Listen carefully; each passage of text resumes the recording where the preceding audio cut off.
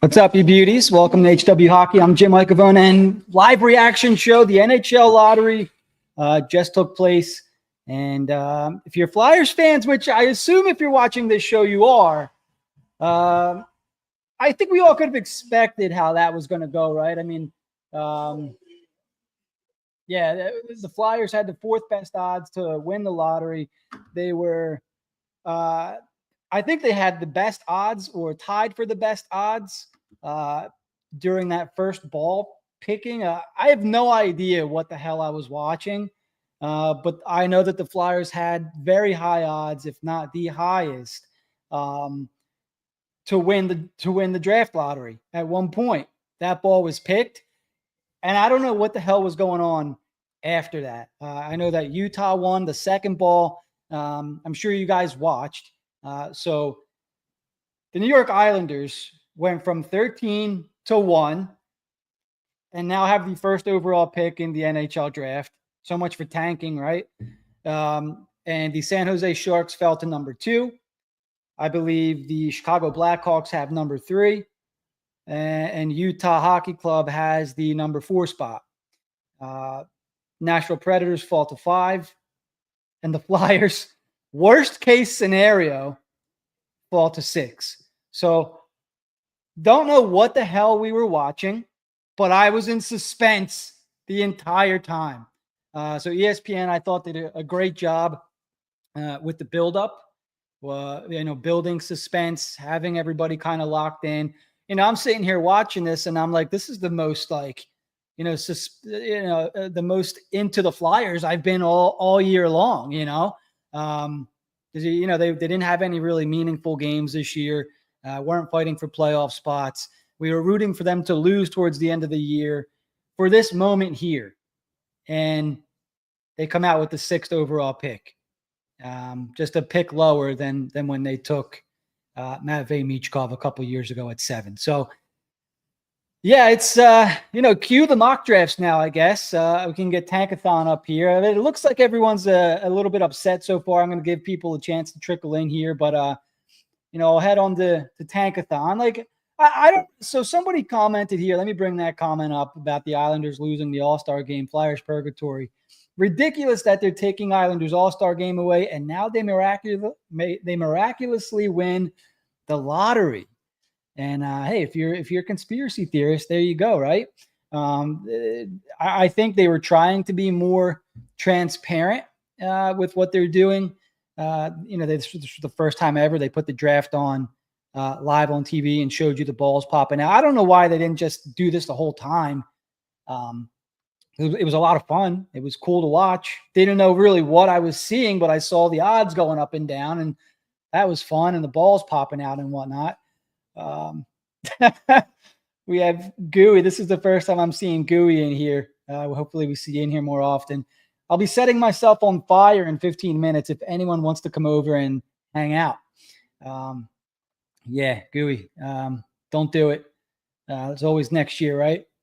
So, yeah, John Madsen chimes in. What did we just watch? And Dan Knightley, the Flyers never have anything go their way. Yeah, and it certainly seems like that the last. I mean, even when something did go their way with Nolan Patrick, right? We all know how that kind of played out. The Flyers jumped up to 2, and they picked Nolan Patrick instead of Cal McCarr, Miro Heiskanen, Elias Pettersson, who everybody wants these days. But, yeah, so the Flyers are 6th. And let's get Tankathon up here real quick. Now that the draft is set, share my screen with you guys here. And we'll see who the Flyers are now projected to pick. All right, here we go. So, and there you go. So I've been putting a lot out about Caleb Denoyer because, we do have that sneaky suspicion, right, that the Flyers were going to fall.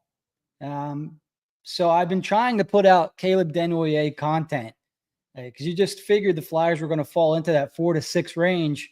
And you see the players there in Hagens, Frundell, Denoyer. And for the last 2 weeks, those are the guys that I've been talking about a lot. Maybe the Flyers could trade up for Misa somehow. I don't see that happening. So you can see here, though, This has the Islanders taking Matthew Schaefer, and Lou Lamoriello's not in New York anymore. And from what I heard, he wasn't so keen on a player like Noah Dobson, or Noah Dobson wasn't so sure he wanted to sign in Long Island. So now the Islanders have a couple choices there. They can move on from Dobson, who, I always thought was kind of a silly thing to think about. Or you can go ahead and draft, potentially franchise-changing player in Michael Misa, and maybe you move on from Matthew Barzal, something like that. So I don't think, or maybe you just take the chalk pick and Schaefer and move on from Dobson, and go on from there. San Jose is there to take Misa. You could pair him up with Celebrini, you pair him up with Will Smith, and San Jose is just a fun team at this point. The last couple of weeks, I've been trying to not so much convince, but look what San Jose has done in the last 3 seasons, compiling, top end, skilled prospects, Will Smith, Matthew Celebrini, Sam Dickinson. They've had multiple, top 15 first round picks the last few years, the first overall pick in Celebrini. And now they're going to probably add a player like Misa. So this has the Blackhawks taking Porter Martone. Of course, we think that they're pretty much set in their top 2 center spots with Frank Nazar and Connor Bedard. So this is assuming that they go wing, big winger, and Porter Martone. Has Utah Hockey Club going James Higgins. We'll see.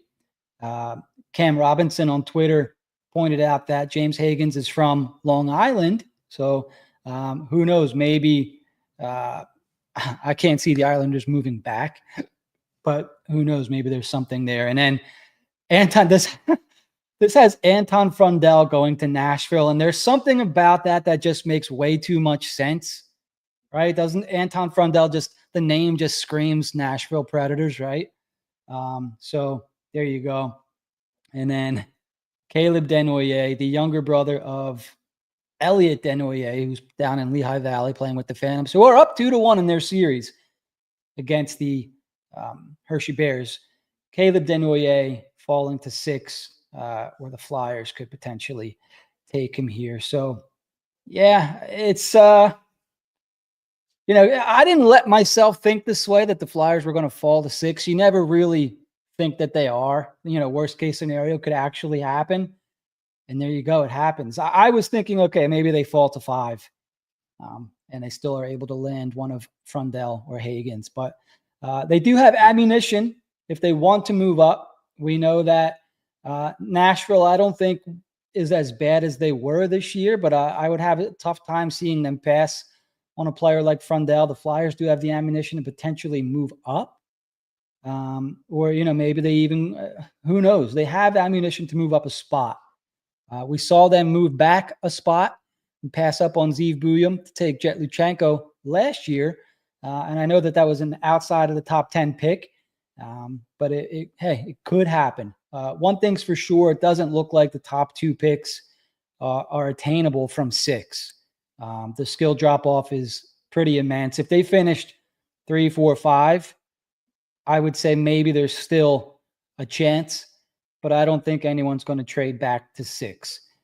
So you could see here, Caleb Denoyer, he's a center with size, 6'2", 172, obviously still has to fill out, grow into his man body, if you will. But 84 points this year, 35 goals in 56 games. So not a bad season. And if he is the pick, not a bad pick. I would advise, if you haven't already, go check out some of my draft videos on Caleb Denoyer, and let me know what you guys think there. All right, let's get to some of our comments here. Flyers Purgatory, another decade of mediocrity. We'll see what happens. Crimson Cade, you and me both had no idea what was going on. Yeah, no, I had no idea what I was watching. I just saw the odds percentage move up and down, and my heart rate was going up. It was fun. They did a good job in that sense. Shadow wants to trade up for Misa. Purgatory stuck with Denoyer or broken back McQueen. And I've seen some people still want McQueen. I'm still jaded from that whole Nolan Patrick situation. And the Flyers have a guy like Couturier who we're seeing is not this. It takes a long time to recover from back injuries, man. And I would take the safe, healthy player over the injured back guy with upside. I think any day of the week, but that's just me. I like to know what I'm getting, especially with the draft pick that high, because I mean these days it does come around kind of often if you're the Flyers, but these high picks don't come around very often. So I'm taking the guy that I know is going to play and hopefully have a long career.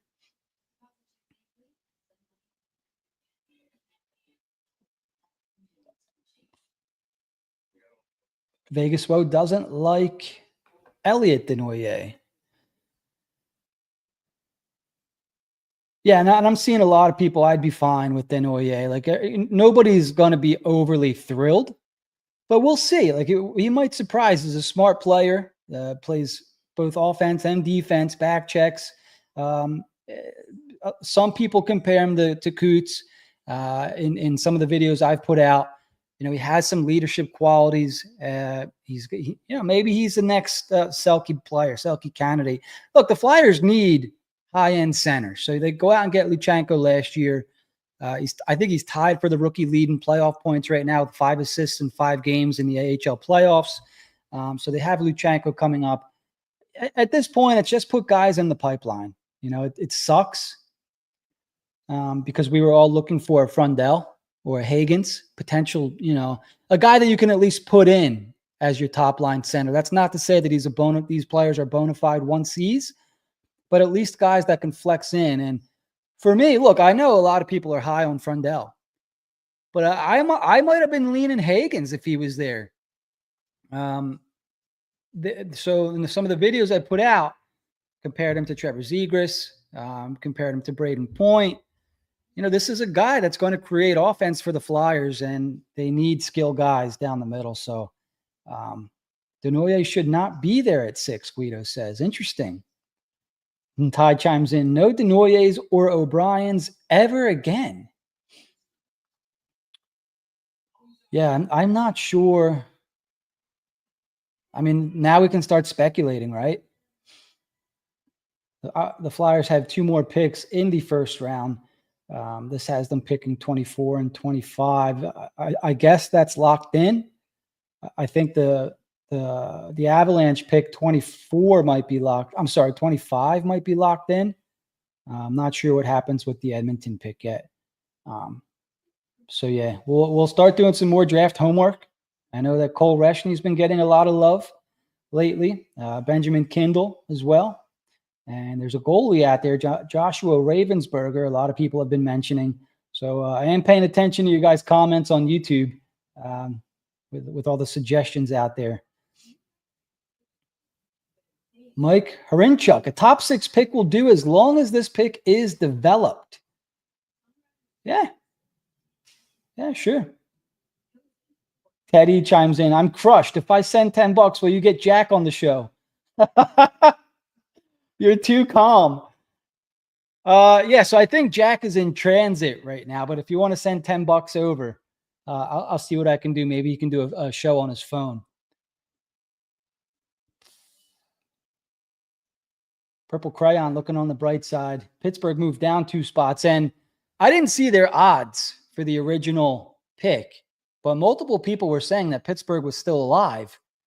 And I think if Pittsburgh won the lottery, part of me would have been pissed, but it was for Matthew Schaefer, right? Not for Gavin McKenna, who I think maybe the Flyers should tank one more year for. Oilers need to. Oh, here you go. Thanks, Will. Oilers need to lose in this round to lock in their pick. Otherwise, it's one of the last 4. Of course. Jack, if you're watching, you're being summoned. Yeah, Jack, definitely the more emotional of the 2 of us, and he's perfect for these live shows.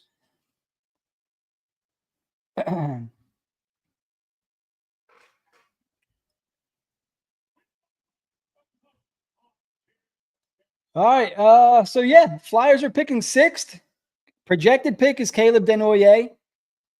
So let the rumors start. should the Flyers trade up?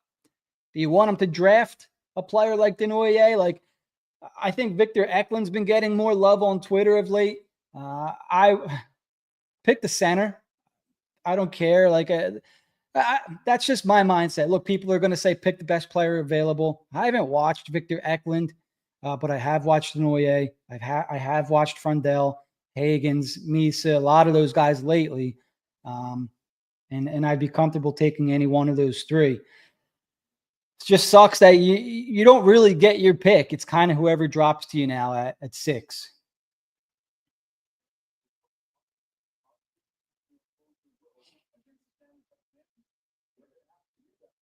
This lottery should need all tanking talk. What do you mean by that? And Vegas chimes in, tonight is why the Flyers need to tank for multiple years. Yep. Look, all you need to really do is win it once. And you get a player like McKenna. Ted, thank you. Ted chimes in, send Jack. I think I did send, I don't know if you guys can see this. I set a goal of 10 super chats. So if you have the means and you feel you want to, go ahead and send over $10. We'll talk about whatever you guys want. I did put out before the show, if we get to 1,000 subscribers before or during the show, we'll do some giveaways.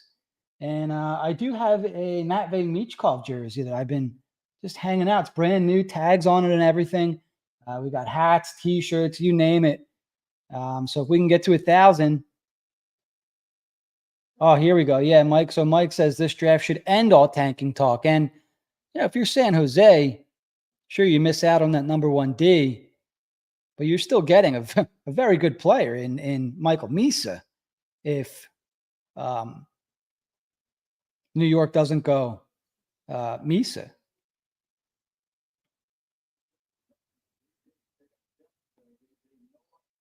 Michkov dropped to the Flyers. Is there anyone who might slip?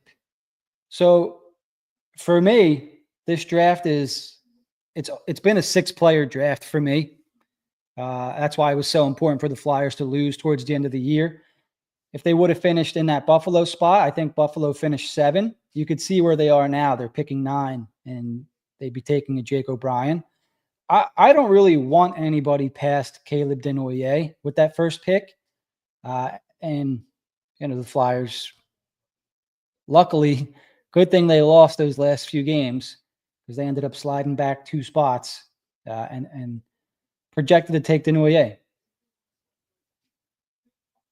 Hey, that would be great. That would be outstanding. I would take Hagens all day. It's been a while since they've had a player like Hagens. I'm not going to compare him to Claude Giroux because I think Giroux's a very smart player and he had a little edge to him, a little bite to him in the earlier years.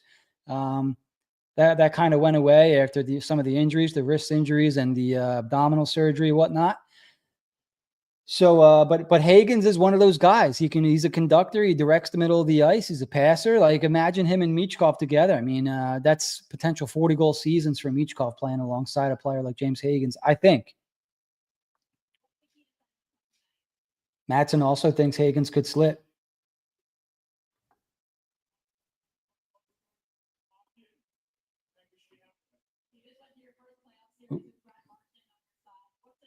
You guys want to see what Twitter has to say here?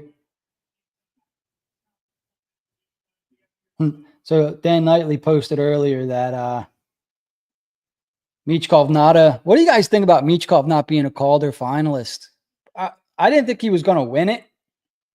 So I was perfectly fine with him not even being named because for a player like that, it's only going to fuel his fire, right? He's going to come back next year. We might see a 35, 40-goal season from Michkov next year. We might. Flyers go out and get a competent center. And what do you guys think about Couturier? Can he do it for a full season? Is he a guy that you want to see play with Michkov again to start next year? So, yeah. Nick chimes in, top 3 goal scorer, not in the top 3. Top goal scorer, not in the top 3. Yeah, look, I get it. But who are you going to take him out over? Like Macklin Celebrini was a top-line center. Was kind of producing consistently all year long. And I you know what? You're not really wrong there because from like a games played and points percentage standpoint. I think Michkov was like the highest one or something like that. But yeah, it could be. Madsen chimes in the Russian bias. Dustin Wolf had a solid year. I think if Calgary made the playoffs, he would have a very strong case. But you know who's going to win. It's Lane Hudson. I know that the defensive side of his game is not great.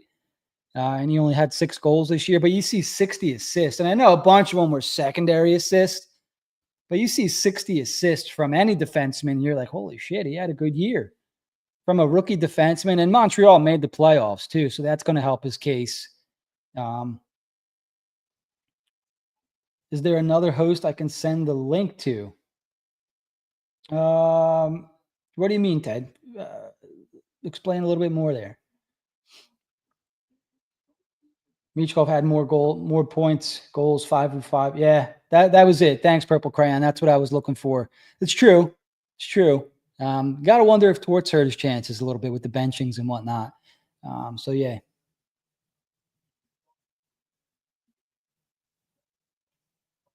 And I agree with Olsen there.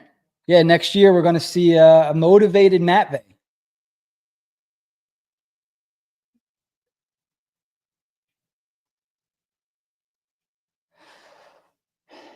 Well, guys, we're a little bit over 20 minutes into this. One more time here, the Flyers are picking 6th overall. According to Tankathon, it has them taking Caleb Denoyer. But who knows? I don't know if Utah goes James Higgins. They kind of already have some players out there. Logan Cooley, I believe, is a center. So we'll see. Maybe they go for the more defensive-minded center in Denoyer, and maybe Higgins does slip. But I see Nashville pretty locked in on Anton Frundell myself.